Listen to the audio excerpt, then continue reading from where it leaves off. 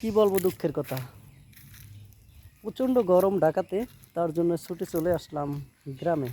দেখুন, গ্রামের বাগানের ভিতরে, যেটা আমাদের বরিশালী ভাষায় বলে বাগান, বাগান খাল বিল ছুটে এলাম বাগানের ভিতরে, যেন একটু ঠান্ডা পরিবেশটা তো পাবো। এই যে কাঁঠাল বাগান, আম বাগান, সুন্দর মতন বসে আছিলাম, কিন্তু এক ফোঁটা বাতাস নেই। আপনারা গাছের দিকে তাকান, লক্ষ্য করেন, কোনো বাতাস নাই। একটু যে বাতাসটা আসবে, আসলে শরীরটা দেখেন একদম চেহারার দিকে তাকাই দেখেন ঘামাইয়ে গোসল করে ফেলাইছি। তার সাথে ঢাকায় ভালো ছিলাম তো একটু ফ্যানের তলাতে বসে থাকতে পারতাম। আপনার বাগানটা কত সুন্দর, একদম দেখেন অনেক সুন্দর একটি কিন্তু বাগান, কাঁঠাল বাগান। তো এই বাগানে যদি বাতাস আপনি না পান, আপনি ঢাকার শহরে তো পাবেন না এমনি। গ্রাম অঞ্চলে যদি আপনি বাতাস না পান, তাহলে কোথায় বাতাস পাবেন? কত সুন্দর গ্রাম, সেখানেই বাতাস নেই।